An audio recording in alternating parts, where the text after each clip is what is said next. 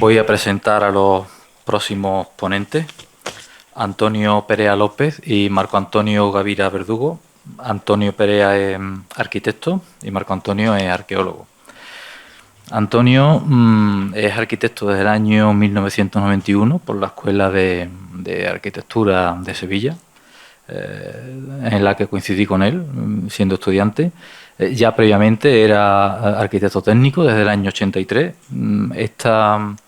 Esa doble titulación pues le permite como aparejador pues ser especialista en obra, en la gestión, la planificación, la ejecución, el seguimiento, el control de los costos, y como arquitecto en estos 30 años de ejercicio profesional pues ha dirigido su profesión pues a todo el ámbito de la profesión, tanto a la edificación como al urbanismo. Ha realizado proyectos de todo tipo, de nueva planta, de restauración, de rehabilitación. En urbanismo también ha redactado infinidad de documentos y también ha realizado muchos cursos sobre arquitectura y sobre rehabilitación, preferentemente. Aquí en Marchena y concretamente en el campo de la rehabilitación y la restauración, pues ha llevado tanto el proyecto y la dirección de la restauración de la muralla del Portillo, actuaciones en el Palacio Ducal, pues ha realizado y realizará varias. Ha actuado en el frente oriental del Palacio Ducal, va a actuar en los jardines, va también a realizar una demolición que va a despejar y poner en valor lo que es la portada del Palacio Ducal. Ha realizado también rehabilitaciones en templos, donde el que más destaca es la iglesia de Santa María de la Mota. En fin, tiene una amplia experiencia en todo lo que es la rehabilitación y restauración del patrimonio. Marco Antonio Gavira es licenciado en Historia, especializado en Arqueología, es miembro también de la Comisión Local de Patrimonio, con lo cual pues tiene conocimiento directo de todas las actuaciones que se llevan a cabo aquí en Marchena en el conjunto histórico. Direcciones arqueológicas pues ha realizado muchas en bienes de interés cultural, entre los que destacaría pues la Puerta de la Pescadería en Analcázar, la Iglesia de los Descalzos en Écija, la Iglesia de San Luis de los Franceses en Sevilla. En Marchena, y en los últimos 5 años también ha hecho la dirección arqueológica pues de la zona del Portillo, en calle Las Torres y en Ronda de la Alcazaba. En este último año no ha tenido una intervención muy directa en el ayuntamiento, pero sí ha trabajado sí ha aportado su colaboración en los proyectos del Frente Oriental y en los jardines del Palacio Ducal. En fin, como marchenero y como historiador, o más bien diría yo que hizo historia porque, en fin, es un enamorado de la historia y del patrimonio de su pueblo, y yo puedo contar en primera persona que atiende y asesora a los técnicos de este ayuntamiento con un entusiasmo que contagia, como veréis ahora en la exposición. Pues, en fin, sin más dilación, pues doy paso a los ponentes, Antonio Perea y Marco Antonio Gavira.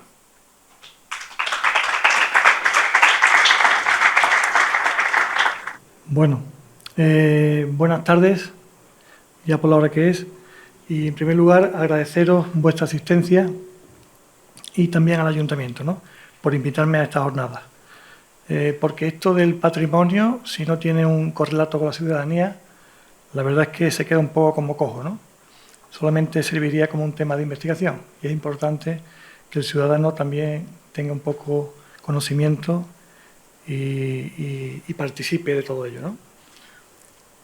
A estas jornadas asistimos normalmente a arqueólogos y arquitectos, porque son dos disciplinas que van de la mano. Yo creo que no se entendería que una obra de este tipo, una muralla, un castillo o un palacio, simplemente fuera un hecho edificado, ¿no?, sino que también la arqueología y la arquitectura van de la mano y es indisoluble, ¿no? Tanto una como otra al final aportan su punto de vista y es la mejor manera de sacar adelante este tipo de obras, ¿no? Yo voy a hablar de dos temas, ¿no? En primer lugar, va a ser sobre la demolición de la casa junto a la portada del Palacio Ducal. Es una de las cuestiones que voy a plantear ahora, ¿no? Y en un segundo lugar, sobre la intervención en la zona del jardín del Palacio Ducal. Bueno, este plano, como veis, ya lo conoceréis muchos de vosotros, es un plano donde se ve el recinto, vemos el recinto de la Alcazaba y un poco enumero muy brevemente los hitos más destacados, ¿no? Para aquellas personas que no conozcan Marchena, ¿no? He marcado con un círculo en rojo la parte de nuestra actuación, ¿no? Y aquí, bueno, enumerar la iglesia de Santa María, enumerar el Palacio Ducal, esto sería la zona de los jardines de Palacio, esta la parte de servicio, de granero, picadero, la zona del patio de armas, y después las puertas importantes, ¿no? Como es la puerta de Carmona, la puerta del Portillo y la puerta del Tiro, ¿eh? Son, digamos, un poco los hitos más relevantes dentro de lo que es este espacio de la Alcazaba, ¿no? He estado consultando varios autores, pero hay uno que me ha gustado especialmente, ¿no? Y lo voy a leer porque me parece una introducción magnífica para la zona esta de nuestra actuación. Es del libro del Alcázar y la muralla de Marchena, de Juan Luis Revés, ¿eh? Y voy a extraer unas líneas que nos servirán para encuadrar nuestra actuación. El primitivo Alcázar islámico fue convertido en castillo y palacio, sede de una de las casas nobiliarias más importantes de Castilla durante la Baja Edad Media y parte de la moderna.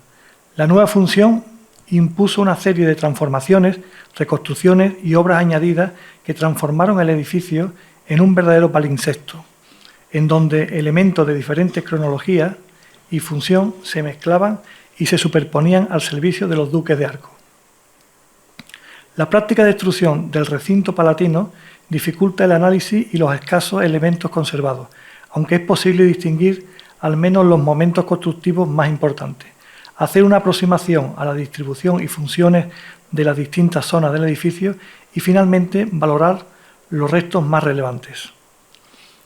Quizás la obra más significativa realizada durante el periodo bajomedieval sea la construcción de una portada monumental y un patio apeadero que determinaron un cambio radical en el sistema de acceso al castillo. No sabemos exactamente cuándo se inicia el proceso, si primero se cambia el acceso del Tiro y luego se abre la portada monumental o viceversa. Lo más probable es que ambas intervenciones vayan ligadas a la necesidad de permitir el acceso a la zona donde se ha construido Santa María, en la segunda mitad del siglo XIV, sin tener que pasar por el patio que a partir de ahora queda separado de la circulación general y del área de servicio. Ahora, desde el Tiro, se llega directamente a la plaza de armas del viejo castillo, convertida en un espacio semipúblico desde el que se puede entrar a la iglesia de Santa María o permitir el tránsito de tropas o mercancías hacia la puerta de Carmona. Con la construcción de la portada monumental en piedra y del patio apeadero contiguo se consiguen varios objetivos. Primero, dignificar la anticuada estructura de acceso al palacio, facilitando la entrada de carruajes. En segundo lugar, alejar del núcleo principal del palacio el acceso de carruajes y mercancías, reservando el patio principal para uso privado, zona noble dedicada a la distribución de los cuartos principales. Y en tercer lugar, dotar de los elementos estéticos simbólicos propios de la cultura nobiliaria, bajomedieval, aunque sea concentrados en una portada. El área de servicio y casa de labor, situada en la zona de poniente, esta parte que tenemos aquí, la zona de poniente del conjunto, al otro lado del eje que marca el callejón de acceso del Tiro, ha sido muy transformado al construirse una plaza de toros precisamente en su centro y posteriormente construirse una serie de casas que transformaron el plano original.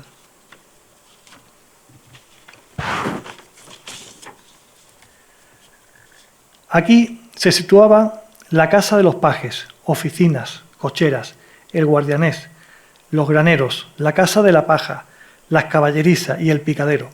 Excepto los muros perimetrales de las caballerizas englobados en la huerta del convento de la Concepción y del pajar, donde apoyan las casas que bordean la muralla, pensamos que todo lo demás se ha destruido.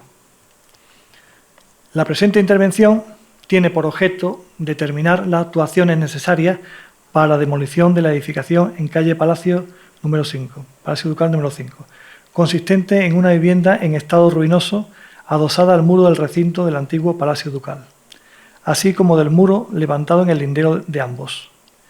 La eliminación de este inmueble liberará un tramo de la portada del Palacio Ducal y consistirá en una actuación muy concreta, pero los resultados serán muy visibles y beneficiosos. Se proyecta el derribo del inmueble más cercano a la portada del Palacio Ducal en la subida por el Tiro, lo que permitirá varias cuestiones de importancia. En primer lugar, se libera un tramo de la portada gótica del palacio, de unos 4 metros de lienzo, permitiendo su visión completa. En segundo lugar, se recupera el antiguo camino de acceso al patio de armas del palacio. Y en tercer lugar, la demolición de esta casa dará más espacio y ganará amplitud a la calle justo en una de las principales entradas a este recinto. El inmueble hoy no tiene mayor funcionalidad que la de ser una vivienda en ruinas. No está protegido ni conforma un elemento característico del pasado de Marchena. Por tanto, son evidentes los beneficios de su eliminación. Voy a pasar a mostrar un poco fotografías de la ubicación exacta de este inmueble, que estaría justo en la entrada, justo adosado a la puerta del patio de apeadero, lo que se llama la puerta del Palacio Ducal, ¿no? A esa portada gótica que existía en ese sitio, ¿no? Este inmueble pues, linda desde la portada hasta la parte posterior, hasta el fondo, que está en contacto con la muralla del recinto de la Alcazaba. Aquí vemos un poco anteriormente el sitio que tiene. Esta sería la Plaza de Santa María, esta es la parte del Palacio Ducal, la parte del Palacio Ducal, la parte de la iglesia aquí de Santa María, esta es la Plaza de Santa María y por aquí la Puerta de Carmona.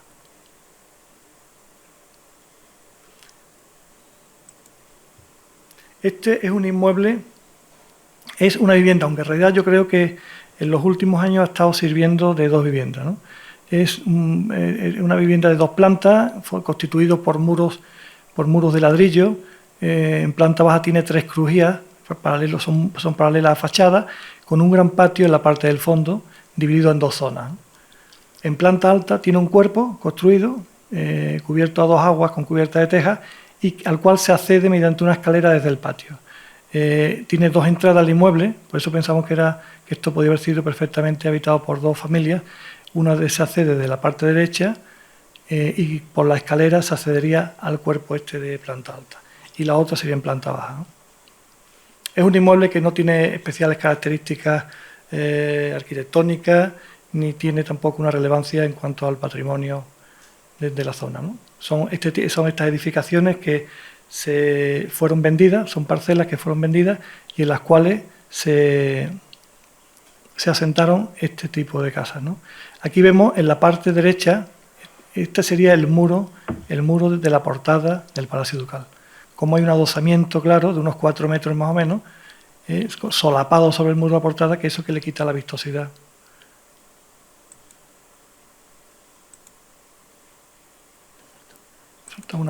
Salta una. Ahora. Vaya, es que salta de 2 en 2. Hay que esperar un poquito eso. Bueno, aquí tenemos las secciones del proyecto. Esto sería del alzado principal, con 2 puertas de entrada y 3 huecos de ventana. Esto es una sección del propio edificio y la sección longitudinal a través del patio, con la cubierta a 2 aguas con cerchas de madera, ¿no? Son muros de ladrillo y cercha de madera y viguería de madera. Aquí vemos imágenes de la fachada. Esta es la imagen, una foto desde el patio, que es una selva. Cuesta trabajo entrar, está completamente lleno de árboles y es una casa, bueno, que está en ruina, hace ya tiempo que está en ruina y está deshabitada, ¿no? Esta es la escalera que accede a la parte de arriba, y esta es la otra entrada que viene desde la fachada, ¿no? Aquí vemos el muro que separa con la Plaza de Santa María, que es todo este muro de ladrillo. Esto es una división que hay en medio del solar. El patio sigue con esa selva, una maraña de árboles, y al fondo es donde encontramos un torreón de la muralla también. Ya lo veremos. Aquí vemos que esta torre pertenece al recinto de la Alcazaba y está justo lindando con el muro que separa del patio de esta vivienda. Ahora, al derribar esta casa, pues tendríamos un acceso a este torreón, no solamente la ventaja de la portada, sino que también tendríamos un acceso a este torreón del recinto. Otra foto, como vemos que este torreón que se accede desde la casa de abajo, la casa que está a continuación, que también tiene una maraña de plantas y de árboles, está completamente ignorado, rodeado de edificaciones y completamente degradado, ¿no?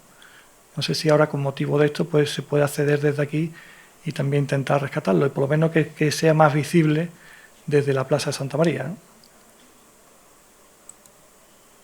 Esto es una foto del interior de la casa.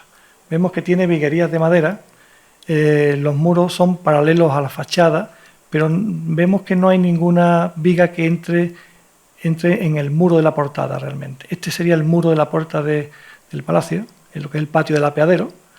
El muro se mantiene intacto y las vigas van paralelas. Pensamos que en el derribo no tendremos mayor dificultad porque es un adosamiento lo que existe. O sea, esta vivienda cuando se construyó aprovechó el muro que ya estaba construido del palacio para integrarlo como una pared más dentro de su propia dependencia, ¿no?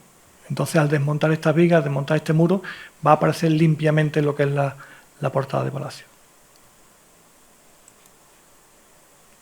Aquí vemos un detalle de la fachada, cómo la casa se había pegado completamente a la portada, ¿no?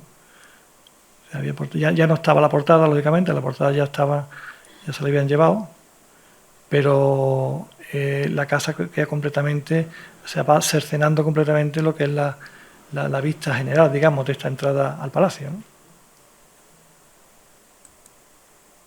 Esto es una foto del tiro, de la portada del tiro de Santa María, por el cual se accede al recinto,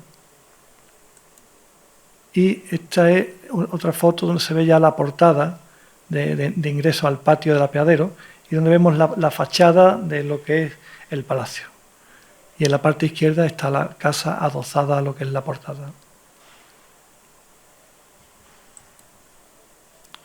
Otra foto, como se ve aquí, las columnas del patio apeadero.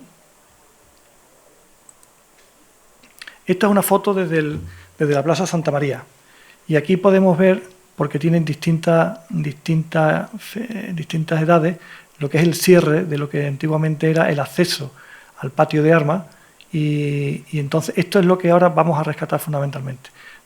Al demoler este muro podemos poner en valor esta zona y rescatar el antiguo acceso al patio de caballeriza y patio de armas, ¿no?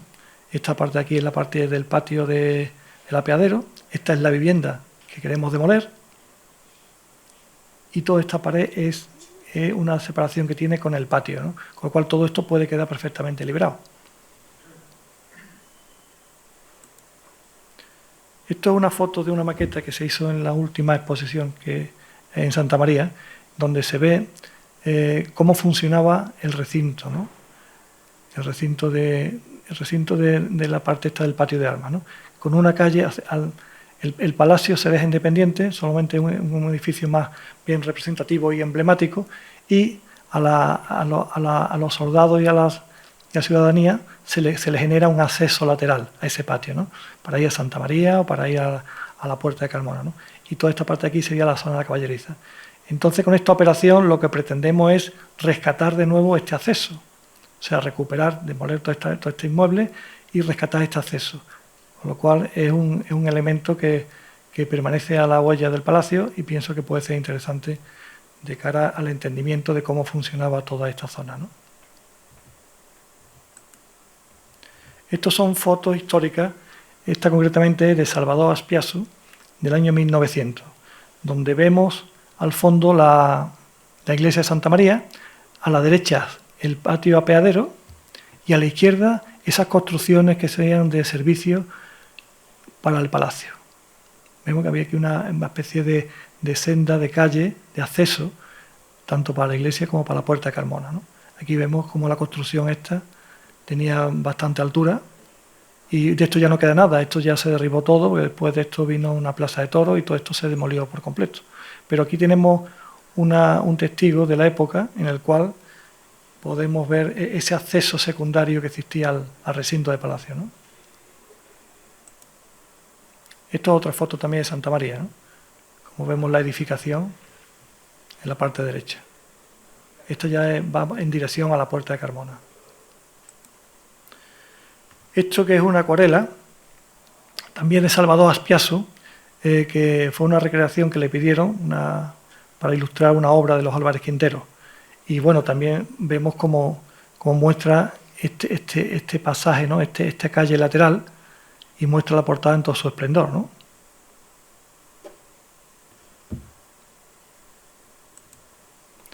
Esto es otra foto cogida del plan general, del plan especial, en el cual vemos, esta foto se hizo antes de la última restauración, ¿no? En el cual vemos como todavía la portada está sin ningún tipo de... Ya no tenía la portada, lógicamente, de piedra, y está completamente oculta también por la edificación esta que hablamos antes, ¿no?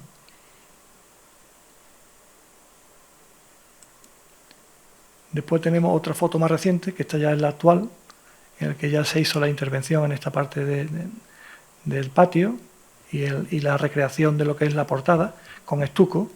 Se hizo una recreación más o menos de cómo podía ser la portada, y aquí ya se ve la casa de la que hablamos, ¿no? Esta sería la portada gótica que existía en el Palacio Ducal y que hoy en día está en los jardines de Sevilla, ¿no? En los jardines del Palacio de... ¿Cómo es? De Alcázar, perdón.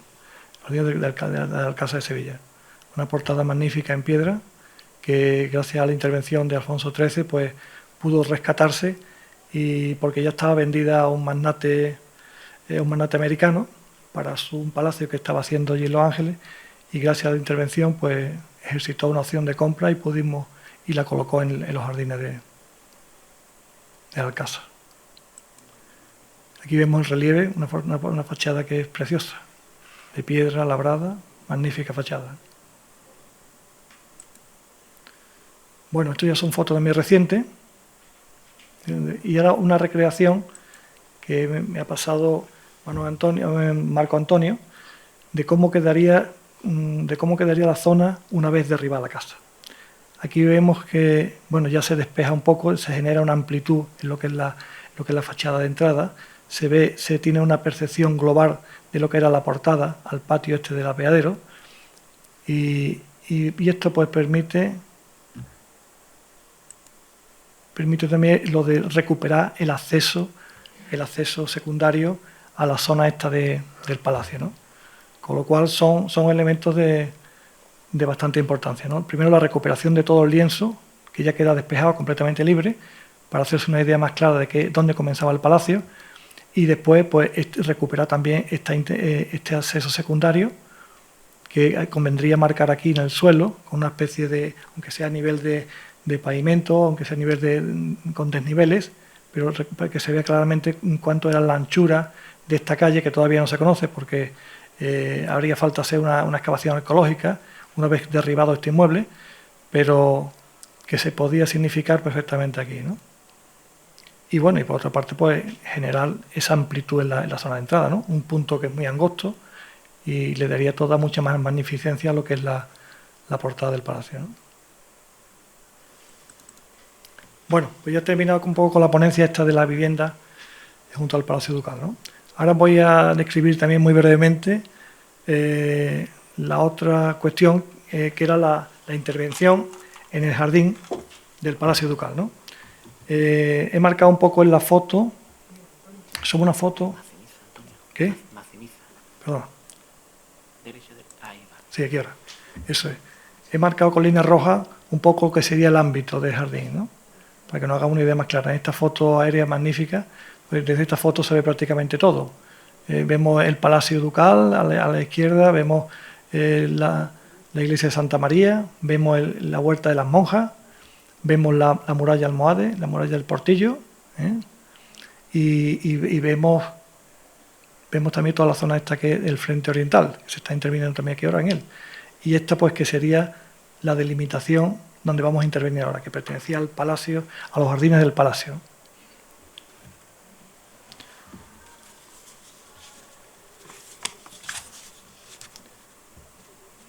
Voy a hacer una pequeña reseña primero para situar un poco los datos de partida y luego ya entramos en ver fotos y detalles, ¿no? La restauración y puesta en valor del Jardín de Palacio Ducal de Marchena es uno de los objetivos perseguidos en los últimos años desde diversas iniciativas. Basado en dicho interés popular y en la importancia histórica de la zona que nos ocupa, se redacta un proyecto de intervención con objeto de que pueda concretarse las obras precisas para dicha puesta en valor. Todas las actuaciones que se plantean en esta obra se encuadran dentro del marco general del artículo 68 de la Ley 16/1985 del Patrimonio Histórico Español. Se tratan de trabajos de conservación, restauración, rehabilitación, consolidación y elaboración de proyectos técnicos. Dado el alto coste de la intervención de restauración y puesta en valor del jardín, se ha decidido abordar la obra en varias actuaciones, siendo esta la actuación primera de dicha intervención.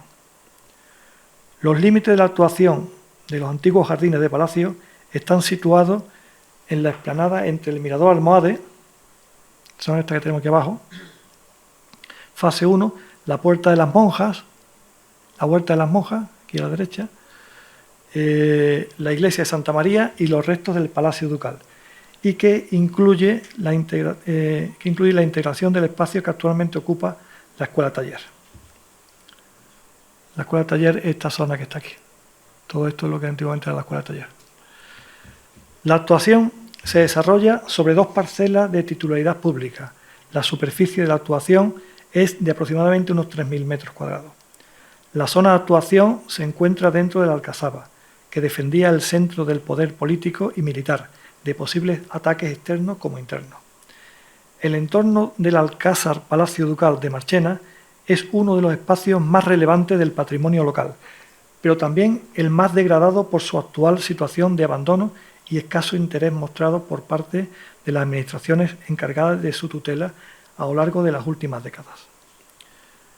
Junto con la muralla urbana, ambos bienes fueron declarados conjunto histórico-artístico por decreto 651/1961 del 10 de marzo e inscrito el 29 de junio de 1985 como BIG del Patrimonio Histórico-Artístico Español, con la categoría de monumento.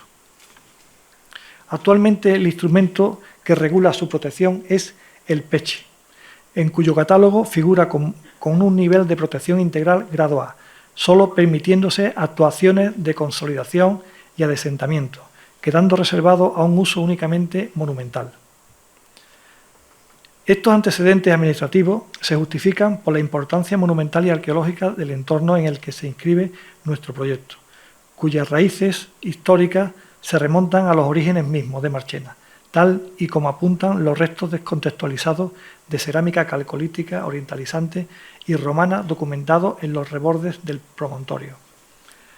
La primera sistematización del estudio y análisis de sus elementos históricos se debe a Juan Luis Rabé, con motivo de la redacción del citado plan especial, quien distingue tres espacios amurallados e independientes desde época medieval: el Alcázar, la Madina y el recinto secundario del parque. El primero, como centro de poder, era el mejor defendido por su situación elevada y la provisión de una barbacana, siendo su entrada principal una torre de eje acodado o puerta del tiro. Este autor también atribuye a Rodrigo Ponce de León, en el contexto de la Guerra de Granada, la conversión del Alcázar islámico en Palacio Mudéjar, entre cuyas intervenciones destaca la instalación del patio del apeadero y la portada gótica, actualmente en los Alcázares de Sevilla. Sin embargo, el expediente que mayor relevancia va a tener en el área afectada por nuestro proyecto fue el atribuido a Luis Cristóbal Ponce de León, segundo duque de Arcos, quien transformaría a mediados del siglo XVI el Palacio Mudéjar de su bisabuelo abriendo nuevos patios y estancias e instalando en la explanada entre la cabecera de Santa María, la cerca principal y el palacio, un jardín arqueológico de corte renacentista, conservado prácticamente hasta el inicio del siglo XX. Como se observa en una fotografía de 1900 del fondo de Salvador Espiasso. Consecuencia directa del plan especial han sido las intervenciones arqueológicas que se han dado en las últimas 3 décadas en el entorno del conjunto histórico. Por último, en el contexto de la fase 1 de rehabilitación del Mirador Almohade y en torno del Portillo, llevada a cabo entre 2016 y 2017, se realizaron unas intervenciones arqueológicas en el tramo de muralla que delimita el área que ahora nos ocupa, dirigida por Marco Antonio Gavira, como seguimiento de los trabajos de rehabilitación. Aportó amplia información sobre la evolución arquitectónica y funcional de este sector de la fortificación, así como la articulación espacial y funcional entre el jardín renacentista y la lisa, concebida a partir de mediados del siglo XVI como un paseo de recreo.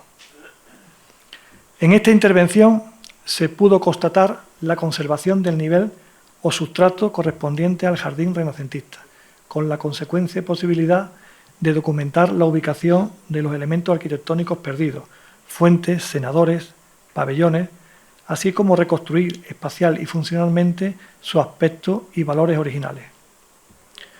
A tenor de estos antecedentes, los trabajos que ahora se plantean para esta fase deberán supervisarse con una metodología arqueológica para una mejor comprensión de los procesos deposicionales y constructivos que han llevado a su estado actual, con el objeto de contar con una información científicamente contrastada que posibilite el planteamiento de los criterios que rijan un futuro proyecto de recuperación y musealización.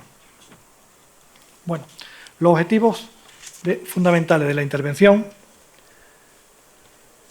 voy a enumerarlo ahora. La presente actuación ha sido promovida por el Santísimo Ayuntamiento de Marchena y es el inicio de una serie de actuaciones que tienen por objeto la intervención en la zona del Jardín de Palacio Ducal, actualmente de limpieza, documentación, material y consolidaciones preventivas, con la finalidad de incrementar el conocimiento del bien y poner en valor el conjunto, facilitando su comprensión a las visitas y mejorando la seguridad.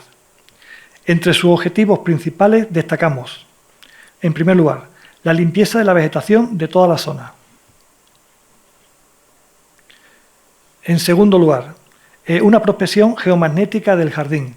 Sería un poco la base, esta prospección geomagnética sería la que haremos en un principio, que nos daría una información, es como hacer una radiografía del subsuelo y eso nos daría una información bastante detallada para localizar un poco las piezas más relevantes que esperamos encontrar, ¿no?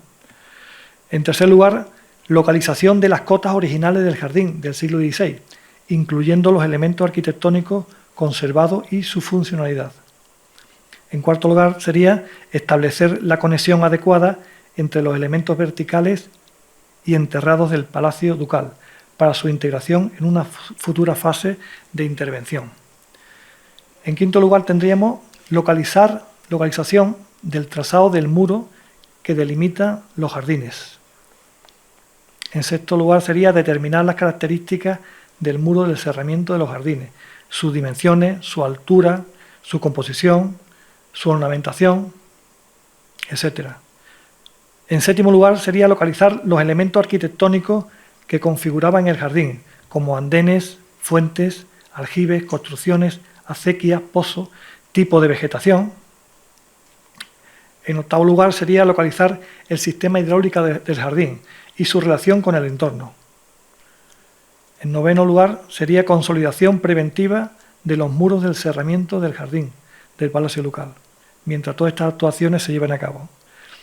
En décimo lugar, sería localizar el trazado de la muralla de la Alcazaba y la Torre 8, y en último lugar, obtener una documentación con memorias y planos que sirva de base para el proyecto de puesta en valor. Estos son un poco todos los objetivos del proyecto de intervención que se ha realizado para un mayor conocimiento en la zona. Vamos a ver una serie de imágenes. Este es el solar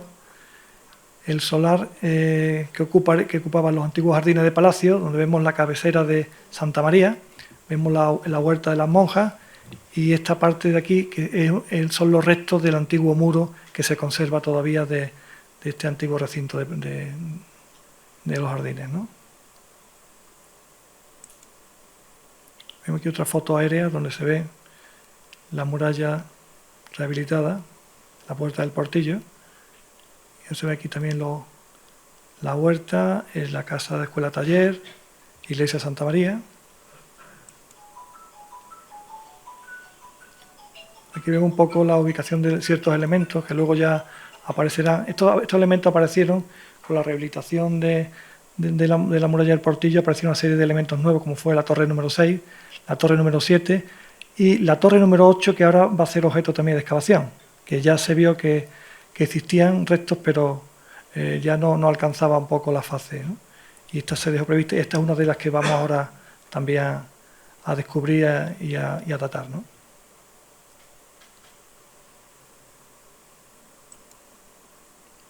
Esta otra foto del recinto. Vemos aquí la escuela taller, vemos como aquí ya aparecen los patios del Palacio Ducal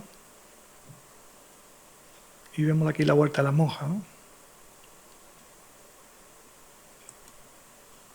Esto es una foto sacada desde el Palacio Ducal, donde vemos aquí que existen una serie de restos de muro. Aquí existe el muro que viene desde el propio jardín, que pasa por dentro de la escuela taller y llega hasta el muro del palacio. Aquí vemos como todavía aparecen unos restos de muro. Este muro aquí son los que ahora vamos a intentar de identificar, ver un poco su composición, ver la cimentación, tanto este muro como este muro que está aquí, para poder sacar datos suficientes, extraer los datos suficientes como para poder reconstruir, la medida que se pueda, lo que son el jardín, ¿no?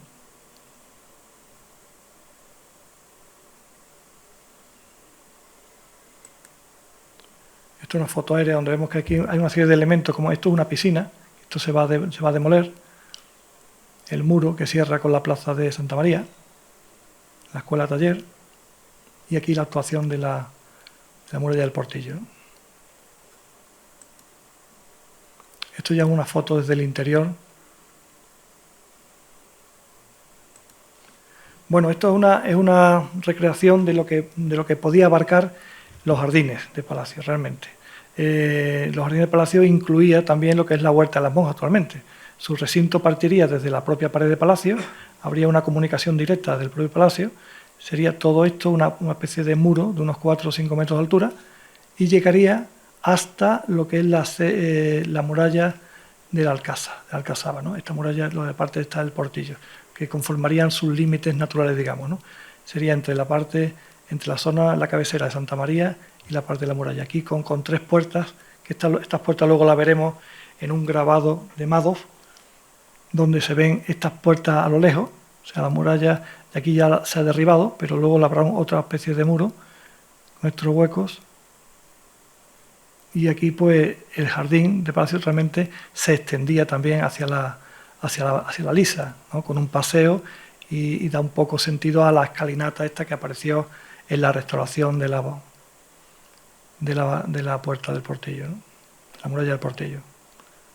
Apareció esta escalera que luego ya veremos en foto, que parecía hay una doble escalera una encima de otra, ¿no? Este es el grabado de Madoff que comentaba antes. Vemos que esto era como un vergel, ¿no? O sea, realmente el jardín tiene que ser un jardín renacentista, un jardín con muchas plantaciones. Se ven palmeras, se ven árboles de todo tipo y se ven estas 3 puertas, 1, 2 y 3, son 3 huecos que se ven desde lo lejos, serían como pasos del jardín a lo que es la lisa, de la muralla, ¿no? Se ve Santa María al fondo, parte del palacio, aquí a la izquierda, y todo esta que es la zona del parque, ¿no?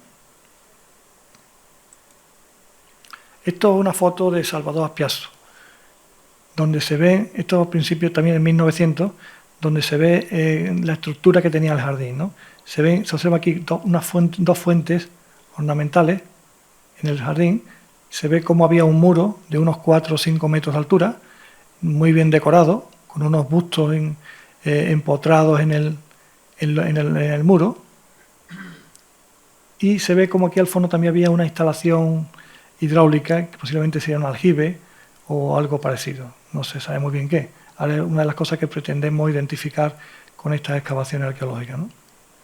Pero bueno, aquí se ven ya una serie de senderos, se ve unos trazados, se ven unos pavimentos, se ven bastantes cosas, ¿no? Esto nos puede ayudar a la hora de interpretar los resultados que salgan de las excavaciones arqueológicas, ¿no? Esto es una recreación virtual que hizo Marcos y que está expuesta allí uno de los paneles de la barbacana y que nos puede ayudar a hacernos una idea, ¿no?, de lo que podía hacer el jardín, ¿no? Estas dos fuentes que aparecen fotografiadas y esto que es la parte de una pequeña aljibe, ¿no? Y al fondo Santa María. Bueno, el jardín realmente se ocupa dos parcelas, las dos son ya de propiedad municipal, una que es la que contiene la parcela de la antigua escuela taller y otra que es el solar ese que está sin edificación, ¿no? Y llegan, los límites son hasta la propia muralla del Portillo, Santa María y el Palacio Ducal. Estas dos parcelas tienen una superficie aproximadamente de unos 3.000 metros cuadrados y ya son de titularidad municipal. Aquí vemos esta zona de aquí, que es jardín, esta zona de aquí está sin edificar, y esta parte que es la zona de escuela taller, que es la que contiene esas naves y esas techumbres que hemos visto en la foto, ¿no? Esta zona tiene aquí unos 800 metros, perdón, tiene aquí unos 2.200 metros, mientras que esta zona que está cubierta tiene aproximadamente unos 800 metros cuadrados, ¿no? En total suman aproximadamente unos 300 metros entre una y otra, ¿no? Aquí he dibujado en negro lo que son los restos originales, digamos, de muros que actualmente hemos podido visualizar allí, ¿no? Tenemos parte de ese tapia del recinto de jardín y tenemos parte de los muros del Palacio Ducal, que son dos límites, está aquí marcado. Después los otros límites ya son la propia muralla del Portillo y aquí tenemos como límite la huerta de las monjas, ¿no?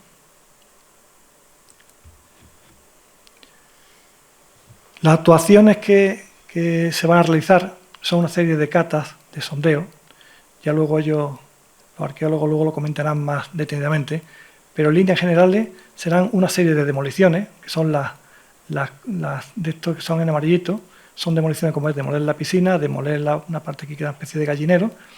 Después tenemos otras actuaciones, serían las de identificación, digamos, de los muros, del resto de los muros que allí aparecen, identificación en cuanto a su composición, altura, cimentación, en fin, ver todo lo posible que se puedan, toda la información posible disponible que se pueda obtener de aquí, ¿no? Tanto en la parte de jardín como en la parte de la pared esta con el Palacio Ducal. Y después otra serie de catas que se harían en la parte central, con el objeto de poder localizar el aljibe y de poder localizar las dos fuentes esas. Por eso pienso que puede ayudar bastante lo de esa radiografía previa, porque eso nos va a ayudar a localizar más concretamente estas catas, ¿no?, a la hora de intervenir, ¿no? Y aquí también está previsto intervenir, hacer un sondeo junto a la Torre 8, que está en esta esquinita de aquí. Porque desde este punto de la actuación del Portillo, aquí existe un trazado de muralla que ya se vislumbró en las operaciones que hicimos, en las actuaciones que hicimos aquí, pero que falta todavía por identificar y resolver, ¿no? Entonces, este es también un punto estratégico de esa actuación. Esto es una foto desde la trasera de Santa María. Vemos las vistas tan espectaculares que tiene, porque este sería uno de los límites del jardín de palacio, digamos, ¿no? O sea, las vistas son inmejorables. Esto sería el Torreón 1, era uno de los miradores que se accedían desde el jardín, y aquí ya se veía, cuando hicimos la restauración, veíamos que existía una forma como abocinada, con unos escalones que estaban tallados en la propia muralla, que servía un poco de acceso a lo que era un mirador, ¿no? Este mirador que está todo completamente derruido y que, bueno, puede haber varias teorías de qué es lo que había aquí, pero fundamentalmente era uno de esos puntos clave a los cuales se accedía desde el jardín, ¿no? que hemos querido preservar con esta estructura metálica de pasarela para que no ocultar información, digamos, no tapar esta información que aquí se conserva, ¿no? ni tampoco y que al mismo tiempo pueda ser visitada por el ciudadano, ¿no? Esta también es otra de las vistas que tenemos. O sea, desde aquí arriba hay un punto estratégico, una vista a la campiña magnífica.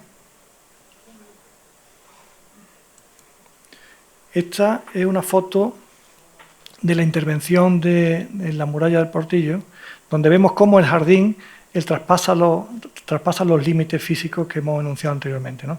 Cómo ya en este momento, en este periodo, la muralla deja de ser algo defensivo, algo militar, y se convierte en parte del jardín. Entonces, el propio jardín se apodera de la muralla y la lisa le da un sentido recreativo, un sentido de paseo y una cosa lúdica, ¿no? Ya no tiene esa misión militar que tenía anteriormente, ¿no?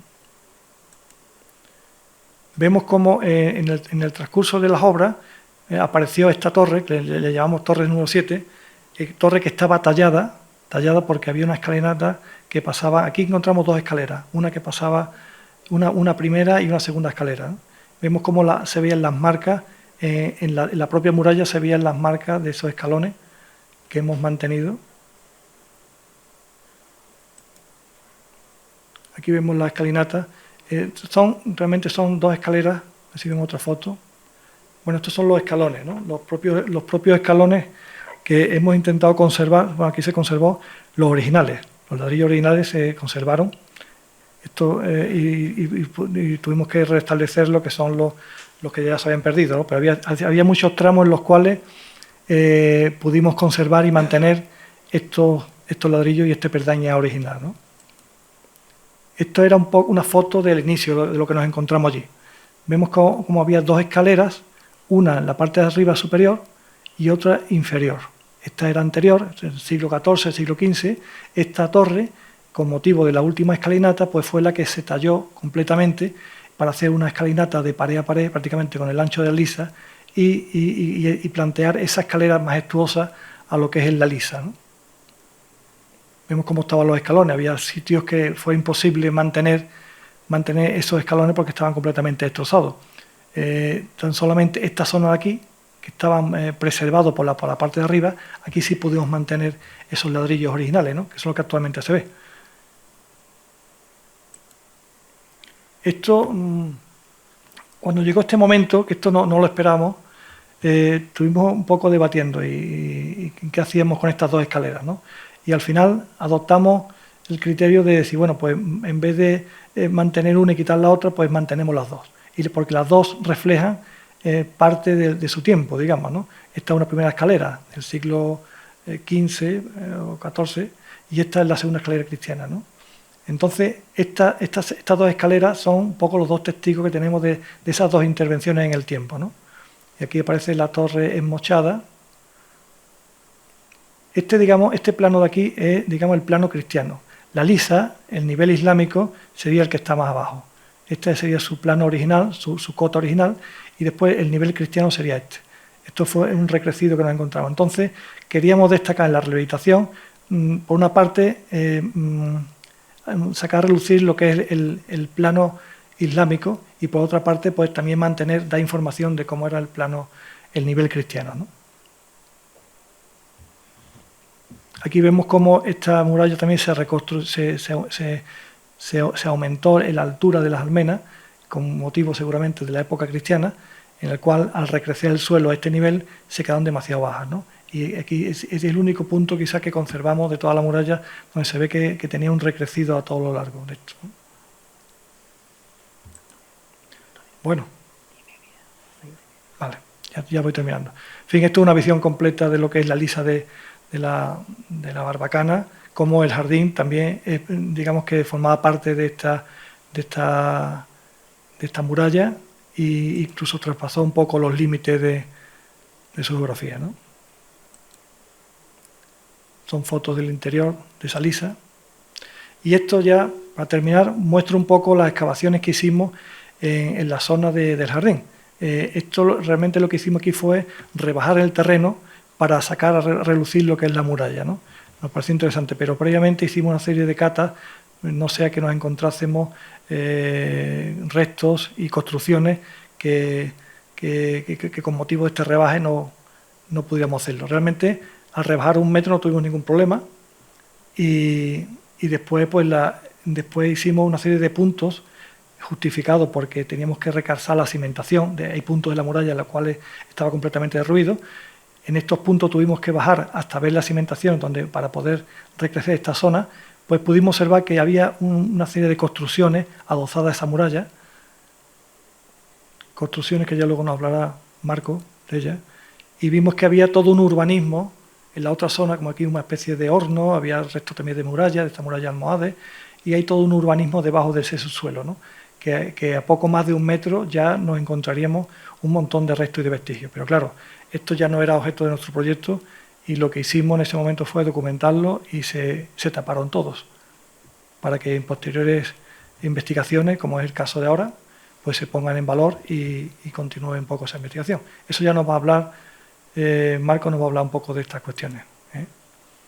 Vemos como aquí el metro que quitamos nos permitió sacar a relucir la muralla, ¿no?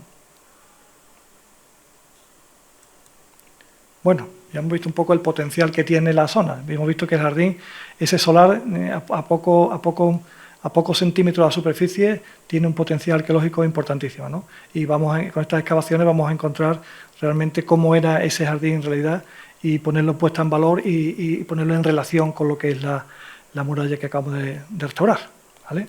Ahora yo ya termino mi intervención y le paso a mi compañero Marco para que continúe, ¿vale?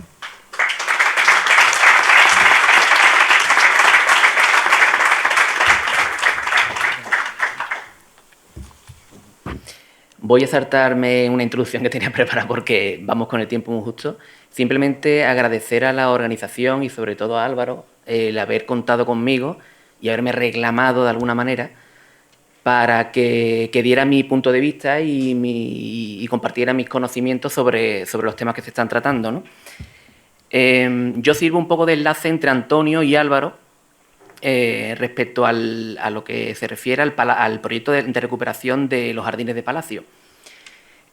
Porque de alguna manera soy coautor intelectual o colaborador con Antonio en el momento de elaborar y de redactar este proyecto, además del Frente Oriental, y que aunque yo ya me he retirado un poco de esta profesión por motivos profesionales, por mejora profesional, de alguna manera sigo implicado en estos temas y sobre todo en los temas marcheneros, ¿no? Por proyectos que de alguna manera he sido partícipe desde su origen y que bueno, hasta que no terminen, pues me siento vinculado especialmente a ellos, ¿no? Entonces, lo que queríamos hacer, y también Antonio ha empezado, es hacer una especie de una revisión de aquella fase 1 del entorno del Portillo y del Mirador Almohade, porque el proyecto de restauración y de recuperación de los jardines de Palacio no se entienden sin esta intervención, ¿vale? Se podría considerar que es una segunda fase. Hemos visto, Antonio nos ha mostrado cómo ha cambiado el enclave, ¿no? El aspecto que tenía al principio, el aspecto que tiene ahora, ¿no? Y los primeros datos que empezamos a utilizar para redactar este proyecto vienen de los datos que obtuvimos en esta fase 1, ¿no? Del Mirador Almohade.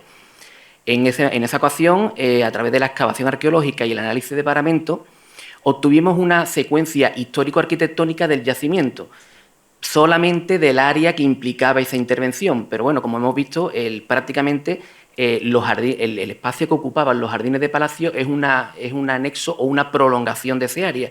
Por lo tanto, todos estos datos se pueden extrapolar a esa intervención. Entonces, en esa ocasión obtuvimos una serie de 7 fases o procesos constructivos o arqueológico-constructivos entre los cuales uno, ahí pone Califal Taifa, pero bueno, realmente habría que considerarlo como prealmohade. Otra fase 2 también prealmohade, una tercera fase almohade, una cuarta fase bajo medieval cristiana, una quinta fase correspondiente al palacio renacentista y una sexta fase correspondiente al palacio barroco y, por último, el expolio de palacio. De todas ellas, las más interesantes o las más importantes son la fase 3 de época almohade y la fase 5 del palacio renacentista. Y son las más importantes porque, no solo por la monumentalidad que representan, porque la monumentalidad del enclave tuvo su origen en época almohade. Es en época almohade cuando se construyen todos los recintos, ese recinto defensivo, sino también por la propia materialidad de estas fases, ¿no? y de lo que supuso su ejecución. En tanto y en cuanto tanto la fase 3 almohade como la del palacio renacentista, es decir, los jardines de palacio, es la que nos ofrecen la materialidad actual, la visión actual del enclave, ¿vale? El resto de las fases están presentes, pero en algunos casos hay que excavar, en otros casos hay que eliminar, como por ejemplo la última fase de expolio de palacios, hay que eliminarlo en cualquier intervención, excepto si se tratara de un elemento peculiar, ¿no? Bien, entonces voy a hacer un repaso por esa tercera fase y quinta, y ya uno con la quinta fase para extrapolarlo al proyecto de los jardines de palacio. Bien, pues en esa fase 3 almohade documentamos hasta cuatro subfases, ¿no? Cuatro momentos, ¿no? El primero tiene que ver con tengo que destacar que tanto en esta intervención como en la de la Puerta de Carmona, en la de la Ronda de la Alcazaba, documentamos los restos de lo que parece ser una antigua muralla, una antigua cerca prealmohade, anterior a la que tenemos actualmente y que se puede observar de época almohade, ¿no? Entonces, esto se documentó de manera muy residual, muy concreta en algunos puntos, ¿vale? Cosa que es algo que tendremos que tener en cuenta en futuras intervenciones para no perderlo de vista y poder caracterizar esa cerca prealmohade en su conjunto, ¿no? En cualquier caso, lo que tenemos más oscuro aquí sería la cerca prealmohade que existiría en época almohade, ¿vale? Y que se va siendo sustituida poco a poco y en distintas intervenciones por esos tapiales almohades ya más duros, más recios y de una construcción tan característica, ¿no? En esta primera fase almohade documentamos este tramo, se ejecuta este tramo con la torre 1 perfectamente encastrada en la muralla, y que, como ya veremos más adelante, una torre idéntica, la hemos documentado, o Fernando la ha documentado en el frente oriental, y que se corresponde con la torre 8, que es la que se conserva. Son exactamente idénticas en tipo de fábrica. Bien, en un segundo momento documentamos la sustitución del tramo prealmohade que se conservaba aquí por el actual, que sería este de aquí, y la instalación de la barbacana. Y con la barbacana, la liza, evidentemente, el espacio que existe entre la barbacana. Esto es una sección de la barbacana realizada más o menos en este sentido, ¿vale? Ahí documentamos, o sea, esta sería la cerca principal y la barbacana con su adarve, que sería una especie de banco, que se ha conservado en algunos sitios y lo hemos incluso recuperado en la fase 1, el pretil, o sea, el parapeto, y la línea de merlones.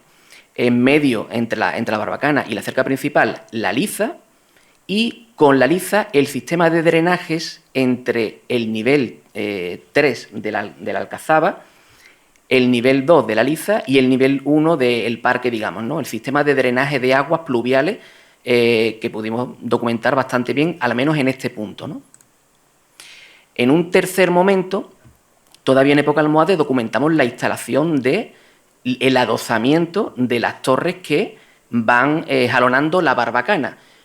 aunque esto debió ocurrir muy poco después de la construcción propia de la Barbacana, hemos documentado que lo que ocurre es un adosamiento, es decir, una vez que se construye la Barbacana, se le adosan el sistema de torres, ¿vale? Como reforzando la capacidad defensiva de este elemento, ¿no? Y en un último momento documentamos el engrosamiento de la torre 5, que es esta de aquí. Vamos a verlo aquí. Aquí, lo podemos ver mejor. Estamos viendo este sector. El engrosamiento de la torre 5 y el enteste de la cerca del parque, ¿vale? Que yo interpreté y sigo pensando que se corresponde con la propia cerca urbana, en la ampliación de la cerca urbana. No habiendo en este momento, en este primer momento Almohades, no habiendo esa distinción de tres recintos. En principio estaría el recinto de la Alcazaba y el recinto de la Madina. La configuración de ese recinto del parque tendría más sentido a partir del siglo XVII, cuando se conforman las huertas del convento de Capuchinos y que de alguna manera no, que secciona este trazado de la Madina, la secciona y ayuda a configurar el vergel del parque, ¿vale? A partir del siglo XVII es cuando debemos hablar de recinto del parque, pero hasta ese momento yo apuesto por una continuidad de la muralla, ya sea islámica o ya sea del siglo XIV, ¿vale? Bien, este sería el aspecto, una reproducción que hice del aspecto que debía tener en época almohade este lado de la Alcazaba, ¿no? La muralla principal con sus torres, algunos lienzos todavía conservados de esa muralla pre-almohade, ¿vale? Y la Barbacana y el recinto del parque, ¿no? Lo que es la cerca y bueno, y el portillo, ¿no? Que se conserva actualmente, ¿vale? Aquí tenemos otra perspectiva. La muralla principal, la cerca principal, la Barbacana, la cerca urbana y el portillo, que no se corresponde con el actual. El actual es una reforma, es una modificación del original, que sería más pequeño, pues el actual es una modificación de finales del siglo XV. Bien, ahora pasamos al siguiente expediente en importancia, ¿no? Y que es el que más nos va a afectar en relación con el proyecto de los jardines de Palacio. Y es el proceso renacentista, ¿no? A lo largo del siglo XVI tiene lugar ese paso, no tiene por qué ser atribuible solamente a Luis Cristóbal, ¿no? Pero sí tiene lugar ese paso, esa transición entre el palacio bajo medieval o fortaleza bajo medieval, más bien fortaleza, a un palacio señorial y por la época de corte de estilo renacentista, ¿no? Ya súper estudiado por Juan Luis Rabé, ¿no? En segundo lugar, en esta zona donde estáis viendo, que es donde hicimos ese sondeo grande, bueno, aquí, en esta zona es donde localizamos, aparte de las estructuras de embosadas, vemos todos los niveles de depósitos de nivelación y la cota que se correspondería con esos jardines del 16 sería esta de aquí, más o menos la tenemos localizada. La cota actual, bueno, esta es la senda, se corresponde con la senda que existe actualmente, que dejamos para la visita, y que estaría a unos, en esta parte, a unos 60-70 centímetros por debajo de la cota actual de las huertas, ¿no? Aquellos finalmente lo que son unas huertas, ¿no? Entonces, esta es la diferencia entre la cota actual y la cota de los jardines de Palacio. Aquí está bastante bien localizada. En esta zona también documentamos a la misma altura, a una altura bastante parecida, restos de una cama de una solería. Se ve el despiece incluso de los ladrillos, ¿no? También relacionado con esta primera fase. Al ser unos jardines no tiene mucho sentido tantos pavimentos de ladrillo, solamente estos pavimentos se colocarían en zonas cercanas, por ejemplo, a los muros o cercanas a algún acceso, ¿vale? O algún elemento tipo una fuente o algún elemento accesorio, ¿no? Entonces, aquí aparecen estos estos restos de pavimento que casualmente se adosaban, no sé si veis aquí, no sé si lo podréis ver, pero estos son los restos del muro que cerraba el que aparece, bueno, este de aquí, ¿vale? Este muro ya no existe. Por aquí iba la muralla, la cerca almohade, que fue eliminada o cayó, ¿vale? Y se sustituyó por este muro, que es el que aparece en el grabado de Pascual Madoz, ¿vale? Coronado por merlones, y que ese mismo coronamiento se extendía por toda la cerca almohade, ¿vale? Como ya bien explicó Antonio, en este muro aparecen, en esta tapia, aparecen 3 huecos que se corresponden a 3 puertas, 3 entradas, ¿no? Que comunican la parte interior de los jardines con la liza, ¿vale? Bien, pero la liza, en este momento, o antes del siglo XVI, la liza se encontraba a una profundidad, pues, con una diferencia de 4 o 5 metros. Entonces, para salvar ese desnivel y hacer todo esto, hacer una plataforma, comunicada a la misma altura, lo que hicieron fue rellenar la liza por esta parte, rellenarla, colmatarla y dejarla a la misma cota que el interior de los jardines. Y para salvar, bueno, estos son restos de esa misma solería, restos de la cama de la solería que aparecen en esta zona, ¿vale? Estamos todos, ya en este momento todo esto está a la misma cota. Bien, y para salvar el desnivel entre la nueva cota del siglo XVI y la liza medieval, ¿vale? Pues lo que hacen es que construyen, instalan, como bien ha comentado Antonio, instalan una escalera en 2 fases, ¿no? Pero bueno, ahora mismo no es interesante, ¿no? En cualquier caso, la última fase de la escalera fue una escalera continua que acababa con la torre 7 de tapial, la torre 7 almohade. La desmochaba y montaba encima. Y continuaba en una especie de recorrido paisajístico o simplemente un paseo, ¿no?, alrededor de los jardines. Otro elemento importante que documentamos y relacionado con los jardines de palacio es la instalación de una especie de alberca adosada a la barbacana, ¿vale? De la alberca lo único que se conserva es este muro de aquí, el muro que adosaba la barbacana. El resto está eliminado, se eliminó por las intervenciones de principios después de la venta de palacios, de principios del siglo XX. Pero esta alberca, que estaba situada a nivel del parque, a nivel de carretera, recibía a través de un conducto vertical de atanores, de piezas cerámicas, que está aquí, recibía agua de la parte de arriba de palacio, es decir, de la parte de los jardines, a través de un sumidero que debía existir aquí, ¿vale? Y a ese sumidero llegaba el agua seguramente de los sobrantes de las fuentes, de las fuentes del jardín, ¿vale? A través de una acequia, una pequeña acequia que documentamos parcialmente aquí, en una zanja que abrimos para facilitar los drenajes, apareció lo que parece ser una pequeña acequia, ¿no?, muy mal conservada, pero que justifica este recorrido del agua sobrante, ¿no? Bien, y por otro lado, también importante para esta fase renacentista es la adaptación de la Torre 1 islámica a lo que hemos interpretado como un mirador, un mirador paisajístico relacionado directamente con los jardines, ¿no?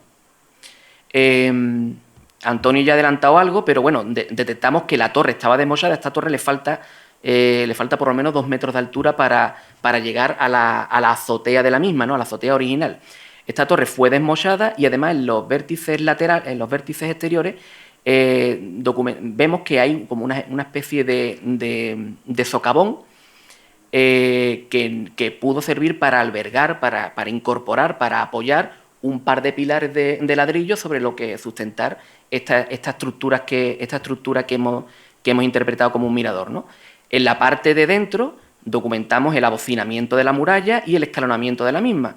Evidentemente todos los materiales aportados, es decir, ladrillos sobre todo, eso ha desaparecido. Eso fue expoliado en su momento para reutilizarlo, como ha pasado con todo el palacio, ¿no? Bien, y esta sería la vista frontal desde el interior, es decir, el acceso a la torre y al supuesto mirador, y esto es una interpretación que hice basándome quizás en modelos de la época, demasiado estereotipados, pero bueno, modelos de la época, ¿no? Bien, este sería el aspecto, otra reproducción sobre el aspecto que debía tener ese sector de la muralla en época renacentista, ¿no? Con el mirador que documentamos, las 3 puertas del grabado de Pascual Madó, ¿vale? Y esto comparándolo con el grabado de Pascual Madó, ¿vale? Ya hay que decir que en 1845, que es de cuando data este grabado, ya no hay nada de lo que pudo haber aquí, ¿no? De este elemento que interpretamos de esta manera, pero bueno, fuera lo que fuera, ahí había un elemento constructivo que ha desaparecido y ya en 1845 no estaba. Aparte que creo que el grabado se titula Ruinas del Palacio. Entonces, quiere decir que incluso antes de la bancarrota de la Casa de Ozuna, ya el palacio en esta época estaba prácticamente abandonado. Bien, una vez que terminamos la intervención del portillo y del mirador almohade, planteamos el reto de la puesta en valor, ¿vale? Pero teníamos dos hándicaps en contra, dos hándicaps que eran, por una parte, el aislamiento que tenía esta zona por su carácter periférico respecto al resto del caserío. Como vemos, la fotografía es anterior a la ciclocenda, ¿no? Esto ha cambiado evidentemente, ¿no? Pero bueno, estamos hablando del contexto de 2018, que creo que fue cuando terminamos la obra. Por una parte la carretera, por otra parte, por la parte digamos más accesible, teníamos una carretera que era bastante peligrosa y no tenía un acceso habilitado como lo tenemos ahora mismo, ¿no? Con pasos de cebra o incluso con la propia ciclocenda, ¿no? Y por la parte de dentro teníamos, por una parte, el huerto de las monjas, por otra parte, el convento de Santa María, la escuela taller, que aunque en ruinas, pero bueno, es un elemento constructivo que sigue existiendo todavía, ¿no? Y por último, las ruinas de palacio. Es decir, estaba completamente incomunicado y la única comunicación natural era a través de una ruta que era muy, muy insegura, ¿no? Y por otra parte, el problema de la accesibilidad, ¿no? El acceso más natural, digamos, aunque peligroso, pero el más natural seguía siendo el de la carretera. Porque, por una parte, teníamos una puerta que existe en la cerca del parque, o en los restos de la cerca del parque, no sé si la tengo aquí, que es esta de aquí, que en aquel momento no tenía, aunque se arregló después con un caminito y demás, pero bueno, no tenía unas condiciones, digamos, dignas, y de hecho todavía sigue sin tenerla, ¿no? Pero para que sea un acceso, digamos, oficial del enclave, ¿no? Y por otra parte está el acceso desde la escuela taller, que bueno, que no deja de ser un edificio en ruinas, ¿vale?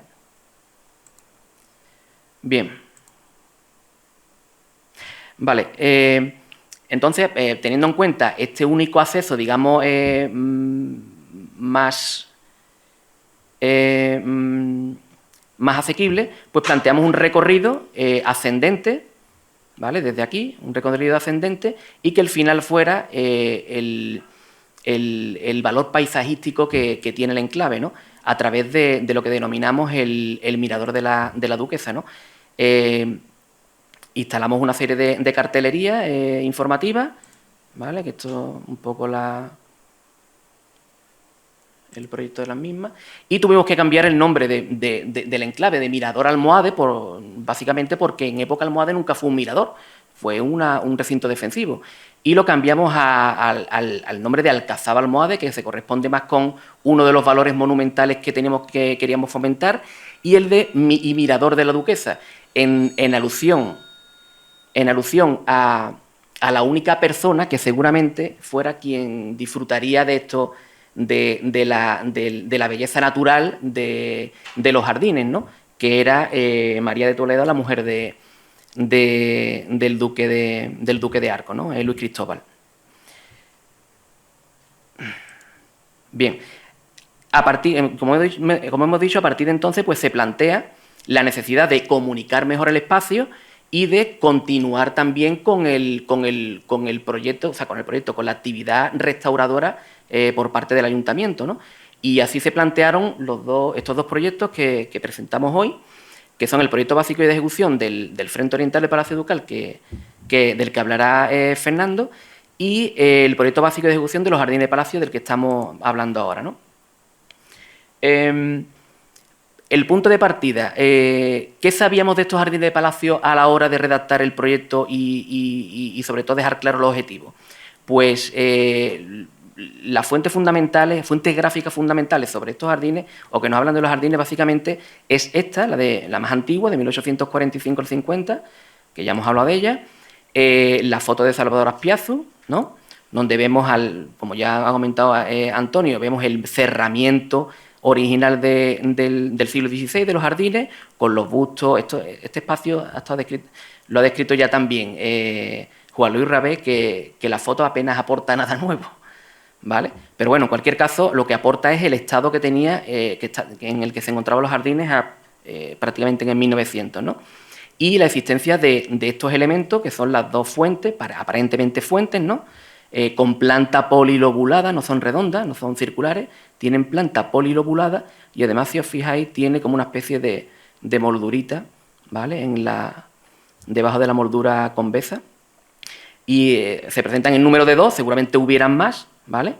Y este elemento, que bien podría ser la entrada a un aljibe, la entrada a un pozo, pero que es un elemento constructivo con un acceso a un interior oscuro, es decir, que es un espacio cerrado, y que que arriba tendría que tener una especie de zoteíta, o una especie de, quizás fuera una especie de cenador o cualquier tipo de elemento característico, con además una reja, ¿no? Y al fondo se ve, no sé si lo apreciáis bien, aquí las almenas, ¿veis las almenas? Este es el cerramiento de este mismo muro por el fondo, y esta edificación tan grande, probablemente se correspondan con las caballerizas ducales, ¿no? Bien, parte de esas fuentes las tenemos, estas las recuperamos del fondo de la escuela taller y las apilamos ahí para una futura reposición, ¿no? Tenemos aquí varias piezas, y esta puerta os sonará de alguno, del Tiro de Santa María, y aquí tenemos también otro par de piezas. Bien, otro documento, pues tenemos este plano de 1896, un plano urbano de 1896 que nos delimita. Lo más importante de este plano es que nos delimita los jardines. Si lo superponemos al plano catastral actual, pues tenemos de donde sacamos la delimitación de esos jardines de palacio, ¿vale? Además, tenemos localizadas dos accesos, dos puertas, una desde el exterior, que es esta que se conserva en la actualidad, ¿vale? Y otra que daría acceso al interior del palacio, que se conserva en el muro de la escuela taller. Aquí no se aprecia muy bien, pero bueno, aquí hay un travesaño, hay un dintel de madera, y esta va a ser una de las intervenciones que va a realizar Álvaro para localizar y documentar este acceso, ¿no? Y también tenemos otros 3 accesos, que son los del muro, los de la cerca oriental, que es son los que aparecen en el grabado de Pascual Mado. Y bueno, para terminar, los objetivos que se plantean, con estos antecedentes, los objetivos que se plantearon tanto en el proyecto de ejecución como en el proyecto arqueológico de Álvaro, pues son básicamente estos 4. A nivel general los voy a leer porque están bastante sintetizados y no quiero perder información. Dice: documentar el potencial estratigráfico del solar y constatar la posible existencia de niveles de ocupación anteriores al horizonte medieval. Sabemos que el origen urbano del núcleo de Marchena, del núcleo histórico de Marchena, en principio es medieval. No tenemos constancia de construcciones o de un urbanismo previo al medieval. Bueno, pues con esta intervención vamos a intentar solucionar esta incógnita, o por lo menos en esta zona, ¿no?, de la Mota. Segundo objetivo: identificar la cota de uso de los jardines y localizar la ubicación de sus elementos característicos, como las fuentes, los aljibes, los andenes, pavimentos, acequias, cenadores, ¿vale?, de cara a un futuro proyecto de restauración y puesta en valor. Tercer objetivo, documentar la tipología edilicia de sus muros y enlucidos, así como de los vanos y accesos, ¿no? Ya lo hemos visto antes, ¿no? También de cara a una futura restauración. Y, por último, identificar las especies vegetales que poblaron este espacio jardinado, así como su dispersión. Vamos a intentar reconstruir en todo lo posible, en definitiva, con todos estos objetivos, intentar acercarnos en todo lo posible a la realidad histórica de este espacio ducal, ¿no? Para poder establecer los criterios mínimos y básicos de cara a un futuro proyecto de restauración y puesta en valor. Y bueno, para conseguir todo esto, pues el desarrollo metodológico lo va a comentar Álvaro, y ya con esto terminamos.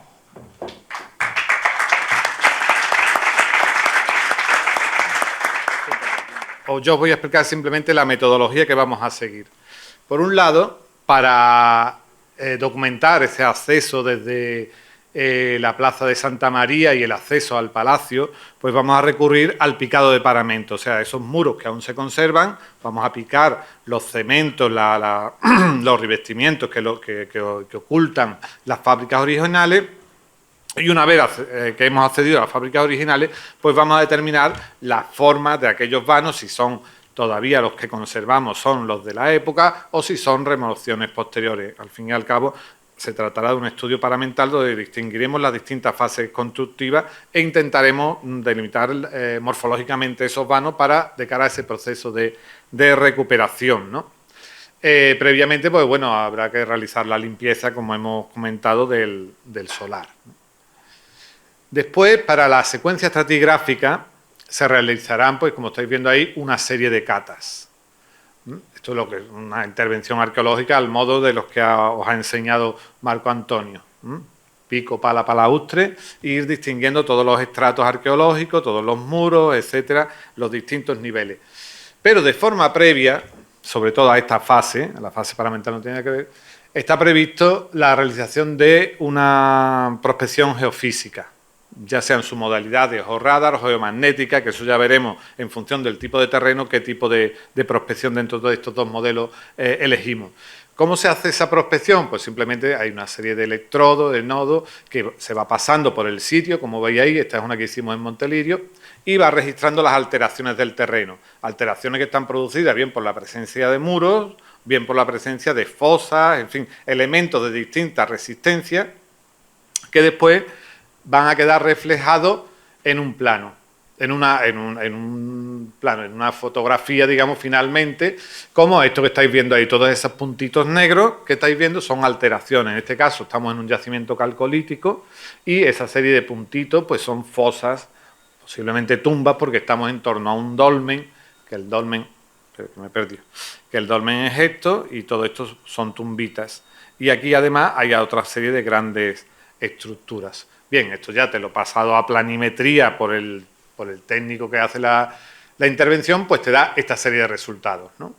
Ahí tenéis esa serie de circulitos en color marrón, que son esos fosos calcolíticos, fosas, esas líneas verdes, que era una antigua excavación que hubo allí, y esa serie de otras alteraciones. Bien, evidentemente, ahí, por ejemplo, tenemos otro resultado, en este caso de un georradar que hicimos después, para complementar aquellos datos.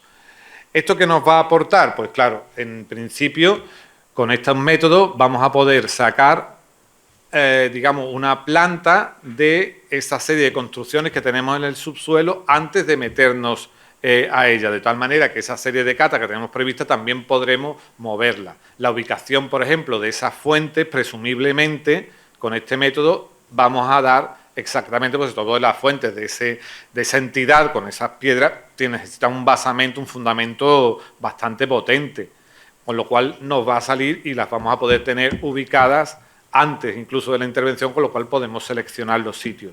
¿Qué vamos a tener también? Pues probablemente los arriates del palacio. Esto evidentemente nos va a facilitar mucho, no solo la elección de los sitios, sino tener una visión completa de cara a ese proyecto futuro sin necesidad de excavar todavía en extensión. Pero quizás aún más interesante, podemos profundizar más. Una prospección da varios niveles, como estáis viendo ahí. A un nivel no me traigo la gafa de cerca, pero bueno, vosotros que veis lo veréis. Ahí está puesto por niveles, o sea, haces un primer barrido a 0,50, después a 1 metro de profundidad, a 1,5 metros. ¿Esto qué quiere decir? Que vamos a poder ver, como si fuera un TAC, una primera capa, que va a ser los jardines, vamos a poder ver esas estructuras bajo medievales que comentaba Marco, pero es más, si las condiciones son buenas, vamos a poder ver más abajo todavía. Vamos a poder ver si hay un horizonte romano, si hay un horizonte turdetano o si tenemos alteraciones de tipo calcolítico. Esto es lo ideal. Después puede ser que el terreno pueda tener menos complicaciones. En cualquier caso, aquí vamos a tener una primera visión, un primer registro por capas tipo TAC. Hago esta comparación para que todos me entendáis de cómo funciona.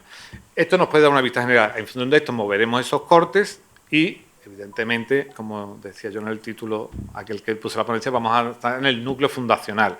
Evidentemente, la presencia de cerámica en las intervenciones que se hicieron en el entorno del Portillo, de cerámica calcolítica, alguna turdetana, romana, en esa zona baja prácticamente está cantado que arriba vamos a tener calcolítico, vamos a tener turdetano, probablemente tengamos un horizonte tartésico, porque no se salta así, la ocupación probablemente va a ser previa hasta hoy día, con lo cual científicamente me parece muy, muy interesante y relevante esta actuación, las prospecciones entre ellas, porque nos van a ofrecer un primer acercamiento, pero sobre todo esos cortes que vamos a elegir, pero evidentemente en algunos podremos obtener una secuencia completa de cara a esa puesta en valor, porque evidentemente los jardines va a ser interesante, pero también puede ser que salgan algunos elementos que nos permitan hacer una visión diacrónica del Cerro de la Mota sin excluir ninguno de los periodos. Bien, no menos interesante, desde luego, es el análisis polínico previsto, evidentemente con el núcleo fundamental de los jardines, de qué especies tenemos. Cuando nosotros vamos excavando, como ya veis, lo ha explicado muy bien Marco, quitamos esa primera capa de escombro y encontramos el nivel de los jardines.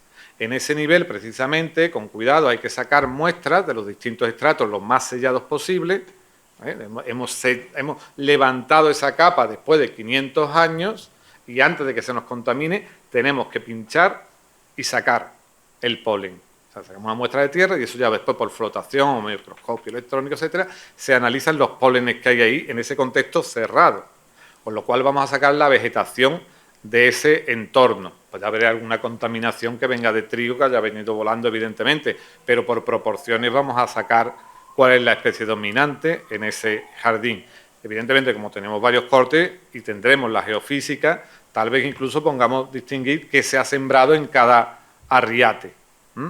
Pero aún todavía científicamente más interesante es que podemos tener una secuencia temporal en esas catas que vamos a hacer, podemos ir sacando muestras progresivamente y ver cómo ha evolucionado la vegetación, ya no solo del cerro en sí, sino la evolución del entorno a la vegetación desde la época calcolítica hasta la actualidad. Aquí, por ejemplo, os muestro una secuencia de ese tipo, como las especies vegetales arbóreas han ido desapareciendo en ese diagrama. Si lo estudiáramos y tuviéramos tiempo, las especies arbóreas han ido desapareciendo en un proceso cada vez más de desertificación, aunque con periodos en que ha habido más arboleda, ¿no? Hasta llegar al siglo XX, donde ya prácticamente ha desaparecido la arboleda. Esto está hecho en el Aljarafe, en un monumento del Aljarafe, ¿no? Con lo cual aquí vamos a poder entender también que está ocurriendo no solo en el cerro, que también, sino en todo el entorno, 2-5 kilómetros del entorno del cerro a lo largo de todo ese periodo de ocupación y vincular el aprovechamiento agrícola, ganadero, todo, establecer una serie de interrelaciones que nos den una visión holística o global del desarrollo de Marchena. Y, bueno, evidentemente, he hablado antes del análisis paramental, me he adelantado. Esto es un análisis paramental típico, esto es una muralla también, y el análisis por el que nos permite distinguir a través de los distintos tipos de fábricas, establecer una relación cronológica y, bueno, ver cómo ha sido el edificio y su evolución de cara a su reconstrucción y su puesta en valor. Y con esto acabo y podemos irnos a almorzar.